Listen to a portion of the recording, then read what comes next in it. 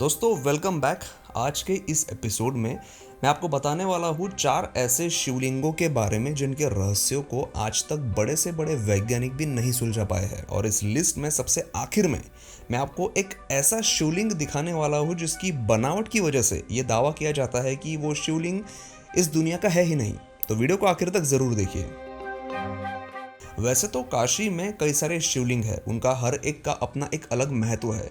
लेकिन इसी काशी में काशी विश्वनाथ मंदिर से लगभग 500 मीटर की दूरी पर एक ऐसा अद्भुत शिवलिंग मौजूद है जिसका आकार हर साल बढ़ता है। इस मंदिर का नाम है तिल भांडेश्वर महादेव मंदिर। इस मंदिर से जुड़ी एक ऐसी कहानी बताई जाती है कि यहाँ का शिवलिंग द्वापर युग से यहाँ पर मौजूद है और वो शिवलिंग तभी से हर साल तिल के आकार में बढ़ रहा है और इसीलिए भी इस मंदिर को तिल भांडेश्वर कहा जाता है। इस मंदिर के साथ औरंगजेब का भी एक किस्सा जुड़ा है। कहते हैं कि जब वो काशी आया था तो उसने इस मंदिर को तोड़ने के लिए अपने सैनिक यहाँ पर भेजे थे, क्योंकि वो जहाँ भी जाता उस जगह के मंदिरों को तोड़ने में उसे काफी मजा आता था। तो जैसे ही उसके सैनिक यहाँ पहुंचे और उन्होंने शिवलिंग को तोड़ने की कोशिश की तो कहते हैं कि इस शिवलिंग से रक्त बहने लगा था और ये सब देखकर फिर औरंगजेब के सैनिक यहाँ से भाग गए। जब भारत में अंग्रेजों का राज था तो उन्होंने भी इस मंदिर के बारे में सुना, तो उन्होंने भी इस मंदिर के शिवलिंग से जुड़ा जो दावा था उसकी सच्चाई जानने की कोशिश करी। तो उन्होंने क्या किया, यहाँ के शिवलिंग के चारों ओर उन्होंने एक मजबूत धागा बांध दिया, ये चेक करने के लिए कि क्या सच में इस शिवलिंग का आकार बढ़ता है या नहीं।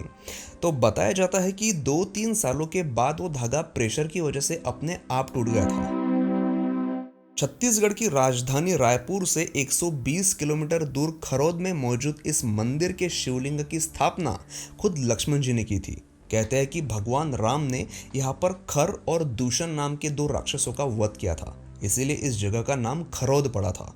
यहाँ का जो शिवलिंग है उसमें 1 लाख के करीब छेद है, इसीलिए इस शिवलिंग को लक्षलिंग भी कहा जाता है। और इस शिवलिंग के ऊपर जो 1 लाख छेद है, इनमें से एक छेद ऐसा है जिनमें आप कितना भी पानी डालो वो कभी भरता नहीं है। तो ऐसा कहते हैं कि वो छेद पाताल से जुड़ा है और इस छेद में जितना भी जल डाला जाता है वो सब पाताल में चला जाता है ना चौंकाने वाली बात।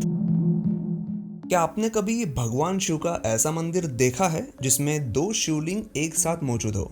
ऐसे 2 शिवलिंग मौजूद है तेलंगाना के कालेश्वर मुक्तेश्वर स्वामी मंदिर में। और आप जानते हैं इनकी खास बात क्या है जिसकी वजह से हजारों लोग इनका दर्शन करने के लिए आते हैं? इनमें से एक शिवलिंग में एक छेद बना हुआ है और इस छेद की खासियत यह है कि आप चाहे इसमें कितना भी पानी डालो ये गड्ढा कभी भी भरता नहीं है। मतलब ये छेद इस शिवलिंग के कितने अंदर तक बना है, ये इस शिवलिंग पर बनाया किसने था और ये शिवलिंग जमीन में कितने अंदर तक मौजूद है, इन सारे सवालों के जवाब आज तक कोई नहीं ढूंढ पाया।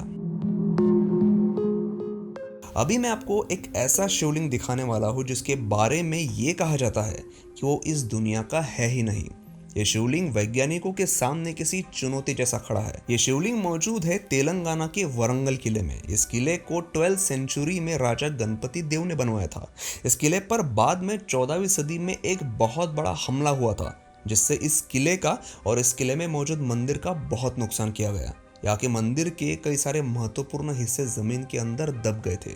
जब बाद में ये मंदिर फिर से एक बार बनाने की कोशिशें शुरू हुई तो यहाँ जमीन के नीचे से एक ऐसा शिवलिंग मिला जिसे देखकर ऐसा लग रहा था कि वो मानो इस दुनिया का है ही नहीं। जबकि यहाँ के मंदिर के बाकी के जो पत्थर के हिस्से हैं वो अगर आप देखोगे और जब आप इस शिवलिंग को देखोगे तो आपको फर्क साफ तौर से दिखाई देगा।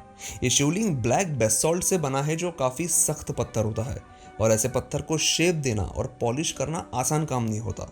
लेकिन जब आप इस शिवलिंग को देखोगे तो ये यकीन कर पाना बहुत मुश्किल होता है कि ये शिवलिंग 800 साल पुराना है।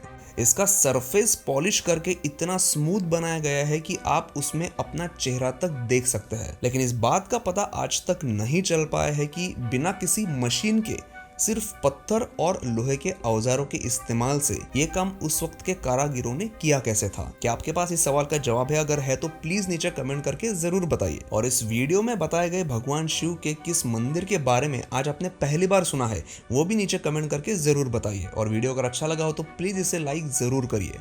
मैं हूं सुमित और मैं मिलता हूं आपसे अगले एपिसोड में।